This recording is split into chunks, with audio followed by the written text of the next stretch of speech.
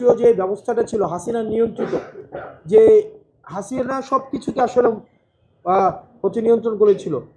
উনি এক্সিকিউটিভকে নিয়ন্ত্রণ করতেন, কোর্টকে নিয়ন্ত্রণ করতেন, বিচার ব্যবস্থাকে নিয়ন্ত্রণ করতেন, উনি মিডিয়াকে নিয়ন্ত্রণ করতেন। বিশেষ করে তিনটা আনহোলি নেক্সাসকে উনি নিয়ন্ত্রণ করেছিলেন, মিলিটারি, মিডিয়া এবং হচ্ছে জুডিশিয়ারি। এই তিনটা ব্যবস্থাকে, মিলিটারি, মিডিয়া, জুডিশিয়ারি, এর সাথে যুক্ত হয়েছিল ব্যুরোক্রেসি। এই তিনটা নেক্সাসকে উনি এমনভাবে নিয়ন্ত্রণ করেছিল যেটার মধ্য দিয়ে উনি রাষ্ট্রের তথৈবচ অবস্থা করতে সক্ষম হয়েছিলেন। এবং প্রত্যেকটা যেই রাষ্ট্রের যেই প্রতিষ্ঠানগুলো রয়েছে সেগুলো স্বকীয়তা বিলীন হয়েছিল। ব্যুরোক্রেসিকে নিয়ন্ত্রণ করেছিলেন, তাদেরকে পোস্টিং প্রমোশন, তাদেরকে আনডিউ ফেভারের মধ্য দিয়ে। জুডিশিয়ারিকে উনি নিয়ন্ত্রণ করেছিলেন, উনি মিলিটারিকে নিয়ন্ত্রণ করেছিলেন, তাদের যে কাজ সে কাজ থেকে অন্য কাজ দিয়ে তাদেরকে, সেটা আমরা বিভিন্ন সময় এগুলো আমরা বলি।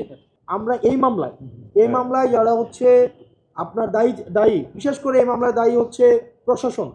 আমাদের বেগম রোকেয়া বিশ্ববিদ্যালয়ের যে প্রশাসন ছিল, তৎকালীন দায়িত্বকালীন প্রশাসন আছে, তখনকার সময়ের যাদেরকে দেখেন, আপনাকে একটা অর্ডার দিবে, কিন্তু অর্ডারের তো জাস্ট অর্ডার বলে একটা কথা আছে, হাইকমান্ড। আপনি একটা অর্ডার দিলেন, আপনি অর্ডার বাস্তবায়ন করবেন।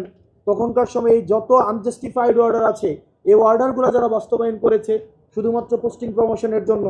আপনি নিজের কাছে প্রশ্ন, গণমাধ্যমের আপনারা যারা আছেন, আমরা রাজনীতিতে যুক্ত হয়েছি, আপনারা আমাদেরকে নিয়ে সমালোচনা করবেন, পর্যালোচনা করবেন, সেটাকে আমরা অ্যাপ্রিসিয়েট করি।